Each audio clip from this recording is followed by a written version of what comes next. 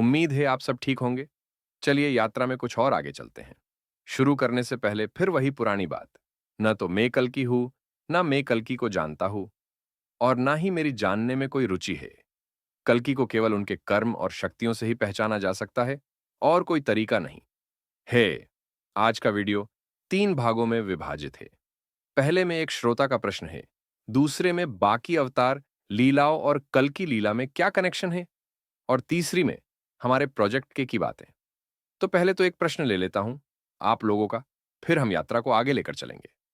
एक श्रोता का प्रश्न आया, हे 2-3 बार पूछ लिया, एग्जैक्ट शब्द याद नहीं, पर शायद ऐसा कुछ है कि जब प्रारब्ध ही हर चीज तय करता है, तो फिर अगर कोई कर्मों को भोग रहा है, उसके साथ कुछ गलत हो रहा है, तो उसे विक्टिम का प्रारब्ध माना जाए, और जो उसके साथ गलत कर रहा है उसका कोई दोष नहीं। इस प्रश्न का उत्तर अपने पहले के वीडियोस में बहुत ही डिटेल में दिया है। एक पूरे वीडियो में बस यही प्रश्न था शायद।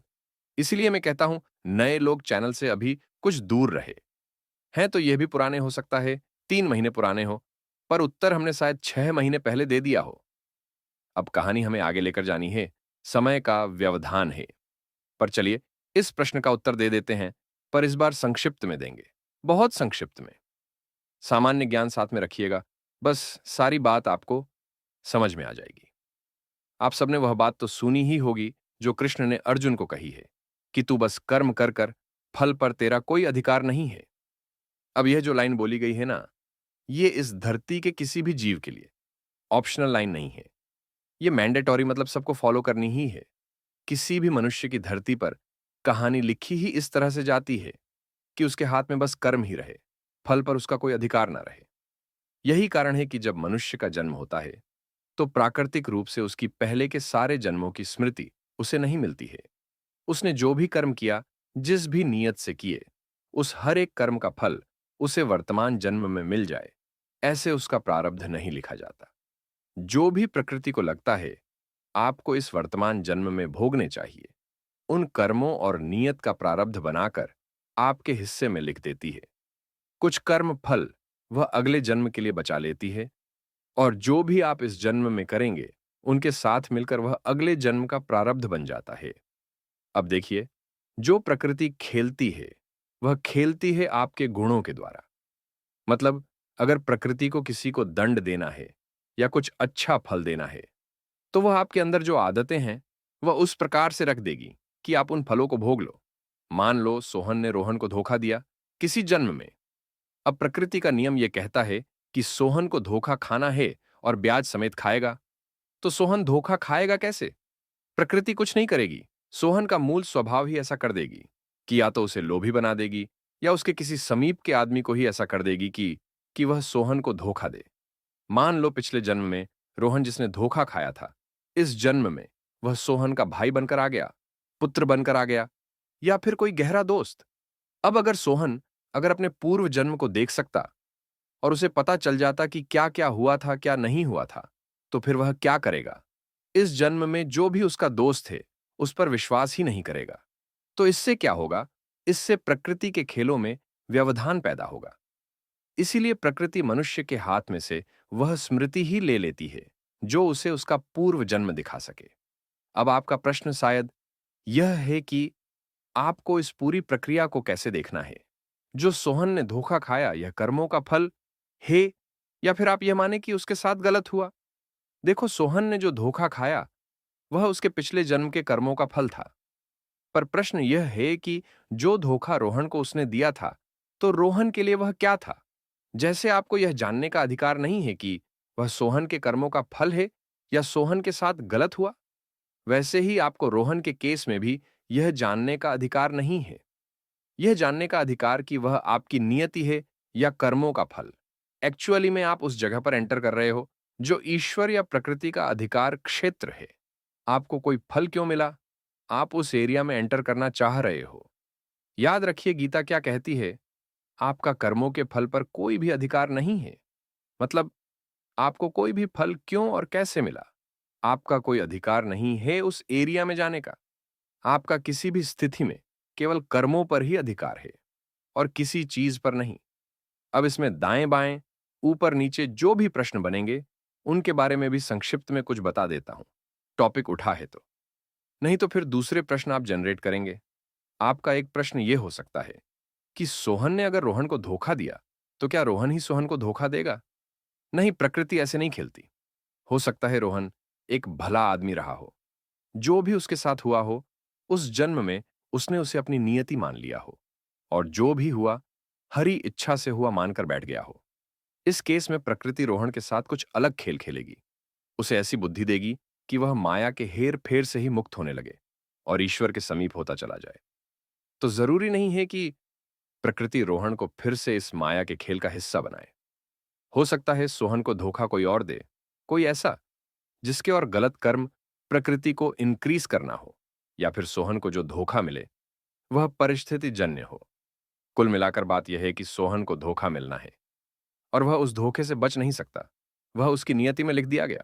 अब आपका अगला प्रश्न यह हो सकता है, जब आपका कर्मों में ही अधिकार है, तो फिर क्या आप पता कर सकते हैं कर्म कैसे करें, या माया आपको कहां घेर सकती है? देखो, जो भी आपका पूर्व जन्म के कर्म और नियत थी, वह इस जन्म के गुण बनकर आ जाती है आपके अंदर। अब आपको उसमें ज्यादा दिमाग नहीं लगाना है। आप जाइए किसी भी एस्ट्रोलॉजी सॉफ्टवेयर से, या अब तो एआई भी करने लग गई है, उससे अपनी जन्म कुंडली जब निकालेंगे, वह आपका मूल स्वभाव, गुण सब बता देगी। वह एक ब्लूप्रिंट है आपकी लाइफ का, पर कलर उसमें आपकी ही भरने होते हैं। मान लो ज्योतिष ज्ञान आपको यह बता देगा कि आप प्रारब्ध में बहुत धन लेकर आए हो। हो सकता है आप खुश भी हो जाए, पर यह भी हो सकता है आपने कभी कोई बहुत अच्छा कार्य किया हो और प्रकृति अभी आप धन भोग लो, उस माया में फंसे रह जाओ, और फिर वह कुछ गलत कर्मों का हिसाब किताब करे। तो हो सकता है जो खबर आपको बहुत अच्छी लग रही हो, वह उतनी अच्छी भी ना हो। हो सकता है कष्ट लिखा हो, पर वह आपको मोह माया से ही दूर कर दे। ज्योतिष एक विज्ञान है, गणित के ऊपर आधारित विज्ञान, और हर विज्ञान की तरह से उसकी भी एक सीमा है।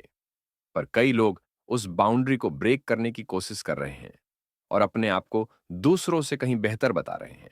वह गलत है, और उसका परिणाम भी उन्हें कोई बहुत सही नहीं मिलना। अब जब सब कुछ पहले से नियत है, तो फिर मनुष्य के हाथ में क्या है? अच्छी बात यह है कि मनुष्य के हाथ में कर्म है। किसी भी स्थिति में आपके हाथ में कर्म है, कर्मों पर अधिकार है। सोहन ने रोहन को धोखा दिया पिछले जन्म में, अब इस जन्म में धोखा खा लिया। अब सोहन वह धोखा खाकर राग द्वेष में फंस गया। उसका रोना रोता रहा कि उसके साथ यह हो गया, वह हो गया। वह कहानी उसकी जन्म जन्मांतर चलती रहेगी। सोहन चाहे तो उस धोखे से कुछ अच्छा सीखकर कि ईश्वर की यही नियति थी, या अब वह दूसरों को ज्ञान दे कि वह लोग धोखा ना खाए। कुछ भी वह अपने आप को अच्छी जगह पर लगा सकता था। 4 योग है, आपको चारों में से किस योग में जीना है और किस तरह इन योगों को चलाना है, यह आप तय कर सकते हो। पर आपको उसके लिए माया को काटना होगा। वह जो आपके सामने कोई भी कर्म आ रहा है, जो आपको जीवन मरण की साइकिल में एक और कर्म बंधन में रख सकता है, आपको उसे वही रोकना होगा। बोलना आसान है, करना मुश्किल, बहुत मुश्किल। आप अपने जीवन से उस कर्म फल को हटा दो, उसका प्रलोभन हटा दो। ईश्वर आपके जीवन से कर्मों की साइकिल को हटा देंगे। और हां, जीवन मरण की साइकिल से आपको कोई मुक्त नहीं कर सकता। जो आपने किया है वह भोगना ही होगा। केवल ईश्वर के प्रति समर्पण ही आपको मुक्त कर सकता है, या फिर निष्काम कर्म। आज के लिए इतना ही। अब हमसे अध्यात्म से रिलेटेड कोई भी प्रश्न कृपया अभी ना पूछिएगा। पहले के वीडियोस में बहुत एक्सप्लेन किया है। अब हम आते हैं अपनी दूसरी बातों पर। देखिए, हमने कहा था कि जो भी वह महान ज्योतिषी जी है, वह अपनी बातों से पलट जाएंगे, उन्हें घुमाएंगे और अब डैमेज कंट्रोल करेंगे। पर वह नहीं करेंगे जो उन्होंने कहा था। उन्होंने एक भविष्यवाणी की, और मुझे दुख है कि मुझे उनकी भविष्यवाणी की भविष्यवाणी करनी हो गई। दुख इसलिए है क्योंकि वह सच में मेरे लिए सम्मानीय ही थे। मैंने उनका 1 घंटे का लाइव बहुत ही स्किप करके 7 से 8 मिनट में देखा। वह अच्छे आदमी हैं, और आप भी उन्हें गलत ना लीजिए। हम सब मनुष्य हैं, सबसे गलतियां होती है। मैंने कोई 2 वीडियोस पहले एक बात बोली थी, वह ये थी, धुआं सिगरेट के जलने से भी होता है, प्लास्टिक के जलने से भी, कचरे का भी, और घी की अग्नि का भी। प्रश्न यह है कि धुआं जिस अग्नि से आ रहा है, उस अग्नि का आधार क्या है? कल्कि और वैष्णवी के बारे में जितनी भी भविष्यवाणियां हो रही हैं, बेवजह नहीं हो रही। हर एक के पीछे आधार है। अगर कोई गली में चलता हुआ गांजा फूकने वाला अपने आप को कल की समझ रहे हो? वह आईआईटी वाले बाबा या कोई भी कह रहा है उन्होंने कल्कि को डिकोड कर लिया है या वैष्णवी को डिकोड कर लिया है। गलत इनमें से कोई भी नहीं है। इन सबके पास आधार है। सबको प्रकृति की माया इस कॉन्फिडेंस में रख देती है कि वह सही है और हर कोई अपने आप को सही मानकर दांव पर साव खेलता जाता है जब तक वह भ्रम टूट ना जाए। अब असली आधार कल की अवतार का जो है वह है बस उनकी कर्म और शक्तियां और कुछ भी नहीं, बाकी सब तो भ्रम है। अब जो भी मेरी समझ में आया उनकी बात सुनकर मैंने बहुत जल्दी में सुनी, तो शायद कुछ मिस हो गया हो। पर वह शायद ये कह रहे थे कि नरसिम्हा अवतार की भी कोई बाल लीला नहीं थी और भी अवतारों की नहीं थी। फिर वह यह सिद्ध भी कर सकते हैं कि बिना प्राकृतिक तरीके के भी जन्म होते रहे हैं, और उनका यह भी कहना है कि वह वैज्ञानिक तरह से उसे साबित भी कर सकते हैं। देखिए, मेरे पास समय की कमी है, अब कार्यों को भी आना है, पर जल्दी-जल्दी हम कुछ बातें टच कर लेते हैं। कल की लीला, यह जो चल रही है और जितने भी लोग इस चीज को दिल से लगा लेते हैं, मैंने एक चीज देखी है, वह एक हद के बाद मानसिक संतुलन खो बैठते हैं। हमने कितनी बार उदाहरणों में आपको प्रहलाद और हिरण्यकश्यप की कहानी सुनाई है, कितनी ही बार हमने नरसिम्हा अवतार का उदाहरण लिया है। दुनिया के किसी भी धर्म की पता है सबसे गलत बात क्या होती है? वह धर्म ऐसे लोगों के हाथ में चला जाना जो अपनी किसी भी आइलॉजिकल बात को या जो कॉमन सेंस पर खरी ना उतरे, वह ऐसी बात का उदाहरण देकर उतारने की कोशिश करते हैं जहां हम प्रश्न करना बंद कर दें। और यही सब कुछ हिंदू धर्म के साथ भी हुआ है और आज भी हो रहा है। मुझसे ऊपर किसी ने एक प्रश्न पूछा कि जो भी मनुष्य कुछ भोग रहा है उसे कर्मों का फल माने या फिर कोई उसके साथ गलत कर रहा है। मैंने आपको कुछ नया ज्ञान नहीं दिया, साधारण सी वही पंक्ति उठाकर सुना दी जो गीता में लिखी है, आपका अधिकार नहीं है जानना, आपका अधिकार बस कर्म पर है। ये कोई नया ज्ञान नहीं है, बस आप लोगों ने नोटिस नहीं किया होगा। अब मैंने आपको कुछ समझाने के लिए रोहन और सोहन की एक कहानी सुनाई। अब आप मुझसे यह प्रश्न करो कि यह कहानी सत्य है क्या? नहीं, यह सत्य नहीं है। मैं किसी रोहन और सोहन को नहीं जानता, पर फिर यह कहानी असत्य भी नहीं है, ताकि आपको ईश्वर और प्रकृति की कार्यप्रणाली समझ में आ जाए। मैंने आपको उदाहरण दिया और ऐसी लाखों कहानियां पूरी धरती पर खेली जा रही होंगी, पर फिर भी यह कहानी है मेटाफर ही। पर क्या यह कहानी प्रामाणिक हो सकती है? हो सकती है। वीडियो के अंत तक देखिए, आपको यह भी पता चल जाएगा यह प्रामाणिक और प्रत्यक्ष होगी कैसे। अब नरसिम्हा अवतार पर आते हैं। भगवान राम से पहले ईश्वर का कौन सा अवतार इस धरती पर आया? नरसिम्हा शायद। ठीक है, दुनिया कृष्ण को झेल पाए, उसका आधार राम रख गए। पर लघु राम को झेल पाए तो क्या उसका आधार नरसिम्हा अवतार ने रखा होगा? पता नहीं। पर मेरे एक प्रश्न का उत्तर दीजिए, अगर रामलीला से पहले लोगों को अवतार लीला कैसे कार्य करती है, और मान लीजिए हमारे पास पहले के अवतारों की कहानी नहीं होती, नरसिम्हा, वामन, मत्स्य, तो वह लोगों को कैसे समझाई जाती? मतलब फिर हमारे ऋषि मुनि कैसे बताते कि ईश्वर कैसे कार्य करते हैं?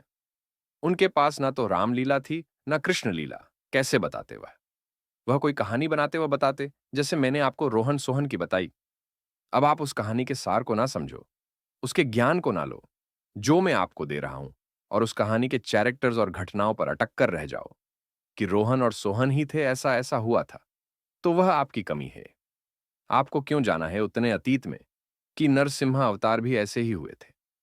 क्यों आप बस उस बात की शिक्षा तक अपने आप को नहीं रख पा रहे कि जब भक्त परेशानी में होता है तब तब ईश्वर आते हैं? अब क्योंकि नरसिम्हा नारायण के अवतार माने जाते हैं, हमारी श्रद्धा का विषय है और हम उस पर प्रश्न नहीं कर सकते। पर आपको अपनी बात सिद्ध करने के लिए उन कहानियों पर क्यों जाना हो रहा है जो बस लोगों की श्रद्धा का ही इस्तेमाल करे? मतलब नरसिम्हा की कहानी को मानते हो तो मेरे को भी मानो। जितने भी लोग यह सब करते हैं उन्हें सनातन का क ह ग नहीं पता। अब आओ दूसरी बात पर। कौरव सौ थे, बात लॉजिकल नहीं है। गांधारी और कुंती ने दोनों को बिना गर्भ धारण किए पैदा किया था, बात कॉमन सेंस के परे है। ऐसी बहुत सी बिना सर पैर की बातों हमारे धर्म शास्त्रों में है, पर हम उन पर प्रश्न नहीं उठाते। रामायण और महाभारत का उद्देश्य भी हमें शिक्षा देना है। वह हमें सुनाई और बताई इसलिए जाती है क्योंकि हम ईश्वर और प्रकृति की कार्यप्रणाली को समझ सके। क्यों हम अपने आप को बस उनकी लर्निंग्स तक नहीं रख सकते? क्यों हमें उनके किंतु परंतु में फेंचना है? क्यों हमें अपने कोई भी बेसिर पैर की बात सिद्ध करने के लिए रामायण महाभारत की बातें उठाना जरूरी है कि देखो वहां क्या हुआ था, वहां ऐसा हुआ था, तो हमें भी मानो, हम भी जो कह रहे हैं सब सत्य है। अब आओ तीसरी बात पर। आप लोगों का प्रश्न फिर भी सही है कि फिर रामायण और महाभारत कितनी सत्य थी। एक एक शब्द में जो बोल रहा हूं उन पर ध्यान देना और दोबारा टॉपिक रिपीट करना मुझे सही नहीं लगता। आप मनुष्य शरीर के कर्मों को डॉक्यूमेंट कर सकते हो, पर जो आत्मा करती है आप उन्हें डॉक्यूमेंट नहीं कर सकते, उनका कोई रिकॉर्ड नहीं रख सकते। अवतार के केस में आत्मा ही कार्य करती है।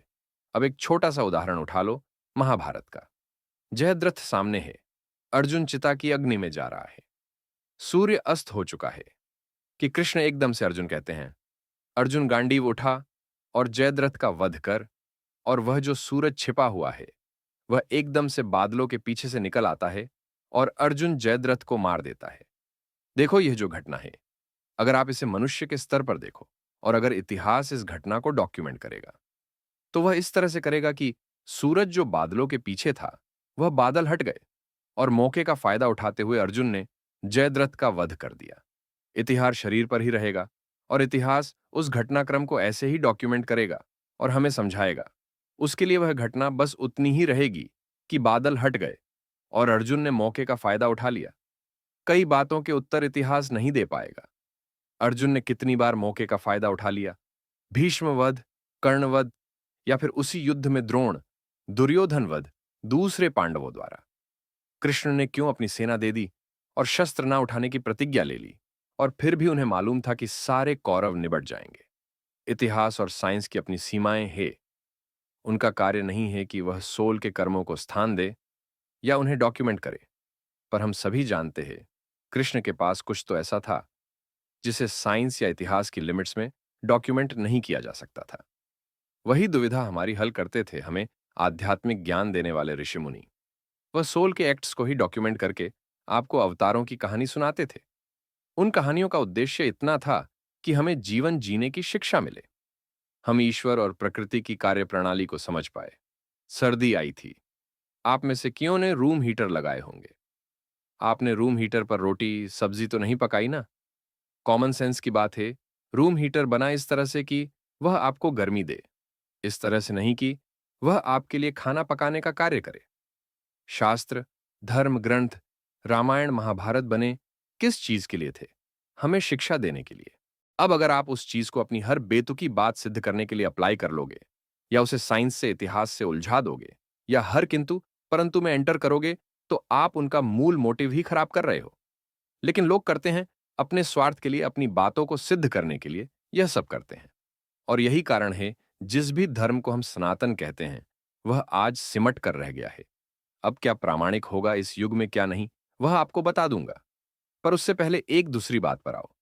यह जो भी हमारे सम्मानीय ज्योतिषी जी है, पूरा तो मैंने नहीं सुना। यह जयपुर के मंदिर का आधार दे रहे हैं कि जयपुर में एक मंदिर बना है कल्कि अवतार का, और जिस भी राजा ने वह बनवाया था उसने कोई वैज्ञानिक सोच लगाई और उसके बगल में मंदिर का कोई कर्क लग्न वगैरह था और उन्होंने वहां गणित लगाया है। उनका गणित पूर्णतः सत्य है, उन्हें ऐसा लगता है। पहले तो जो यह मंदिर है, इसको लेकर मेरे पास कई प्रश्न आ चुके हैं। क्या इसका कल की लीला कोई लेना देना है? और मैंने कभी इसका उत्तर नहीं दिया, उसे एक समय की बर्बादी समझा। उस मंदिर के बारे में बात करना समय की बर्बादी है। अगर आप जयपुर के उस कल्कि मंदिर की बात करोगे, तो फिर आपको संभल के बारे में भी बात करनी होगी। अब वह संभल ओडिशा में है या उत्तर प्रदेश में, उस पर भी बात करनी होगी। फिर आपको विष्णु यश, सुमति पर भी आना होगा। फिर आप यह नहीं कह सकते कि आप सही हो और सामने वाला गलत। फिर वह तर्क करने का पूरा मामला ही बदल जाएगा। आपको यह अधिकार नहीं रह जाता कि आप अपने आप को सही कहो और दूसरों को गलत। वह मंदिर जिसने भी बनाया, उन्हें जो भी आभास हुआ हो, वह अब नहीं है। ऐसे बहुत से लोग थे और सबने अपने हिसाब से श्रद्धा के हिसाब किया। अब आप उनकी कुछ भी डिकोडिंग करते रहो, अपने मतलब निकालते रहो, कोई मतलब नहीं है इन चीजों का। फिर वही खेल शुरू हो गया उन दो ओडिशा वालों का जो अपने आप को बताते हैं। यह सत्य है कि उन्होंने कुछ बातें सही बोली है, पर शायद यह भी सत्य है जो गलती से उस दिन मुझसे निकल गई थी, गणेश जी अब आपके साथ नहीं है। वह अपनी ही बातों से पलटने लग गए हैं। उलटे सीधे तर्क। जाने दीजिए, हमारे लिए वह सम्मानीय थे और रहेंगे। तो देखो भाई, जिसने भी वह कर्म और भोगने वाला प्रश्न पूछा था, आपको उत्तर मिल गया।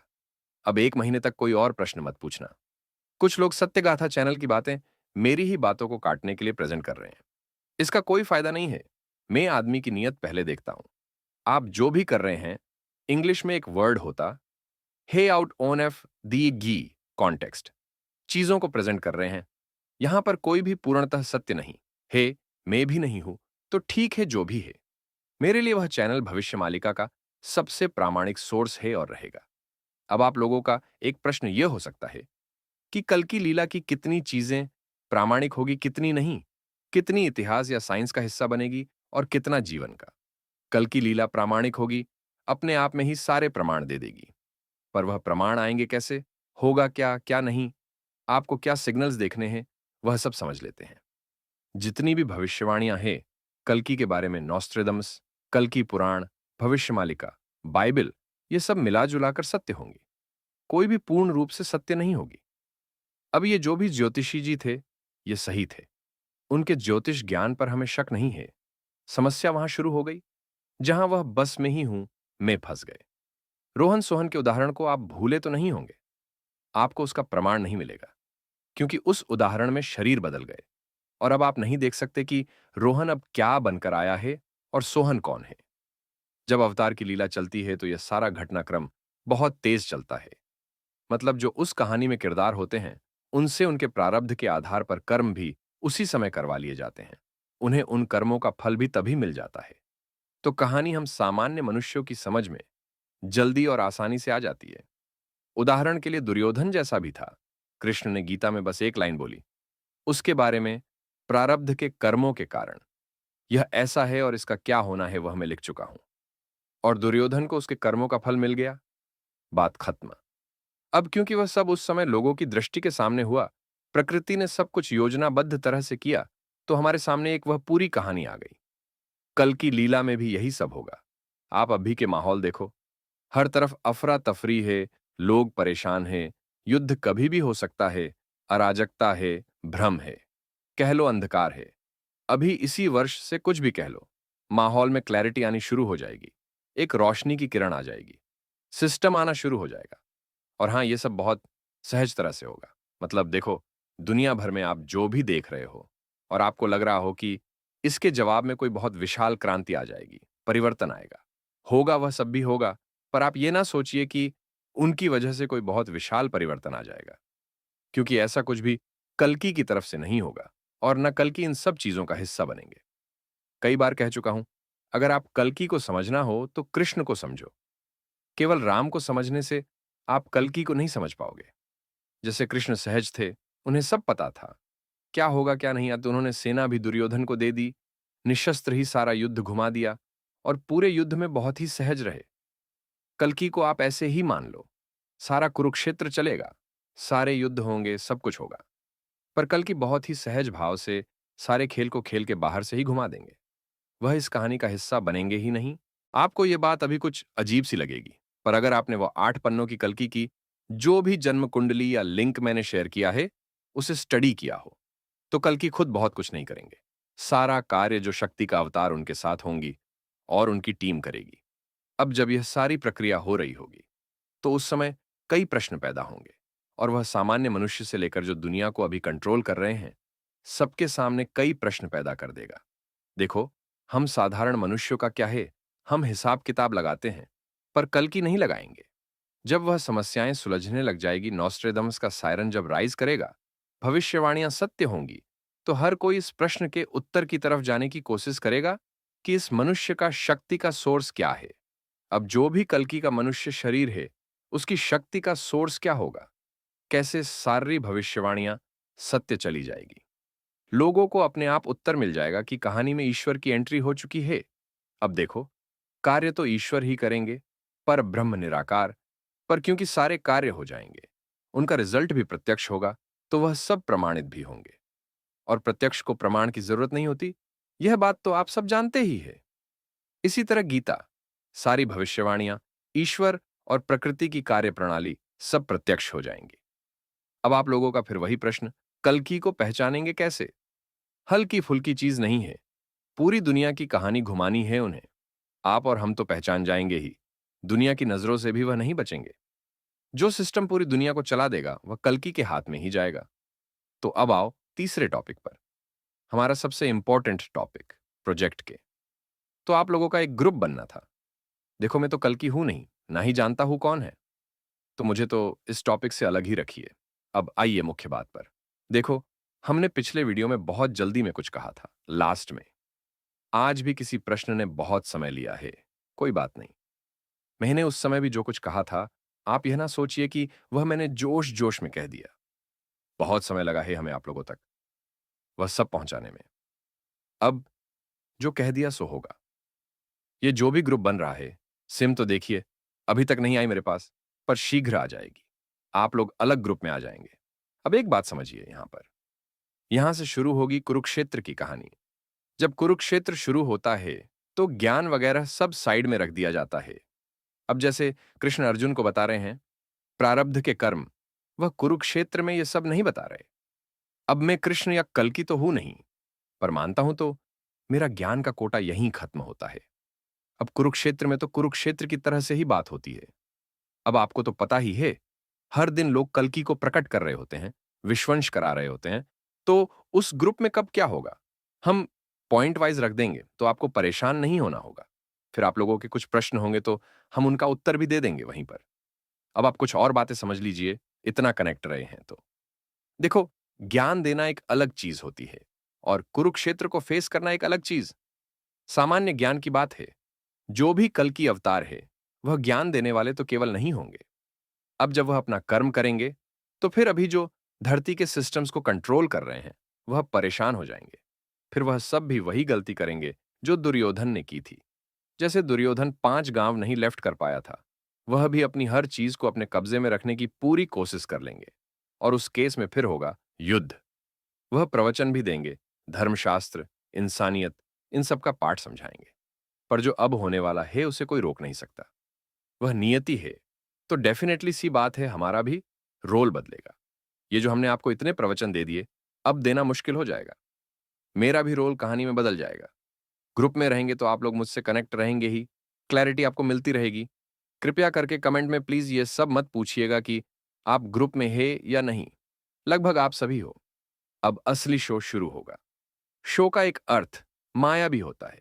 कुछ ऐसा इस देश दुनिया में छाना शुरू हो जाएगा, जो कली और उसके चेहरों को निगलता चला जाएगा और सतयुग की स्थापना करता चला जाएगा। अब जिनका जाएगा, डेफिनेटली सी बात है, जो भी कल की है वह लोग उन्हें अपशब्द भी बोलेंगे और भी बहुत सारी बातें। पर इस बार जो भी कल की होंगे वह किसी गांधारी का भी श्राप नहीं लेंगे। अब आप यह देख लीजिए कि कली के चेहरे भी एंटर करने की कोशिश करेंगे उस ग्रुप में। और कली का चेहरा है ना, वह बहुत भले पुरुष या महिला का चेहरा बनाकर ही एंटर करता है। आप लोगों के नंबर इधर उधर होंगे, तो आप उस चीज से कैसे डील करेंगे? हम फीमेल्स का ग्रुप अलग बना सकते हैं, अगर आप चाहो तो, या फिर एक ऐप भी आप लोगों के लिए बना सकते हैं।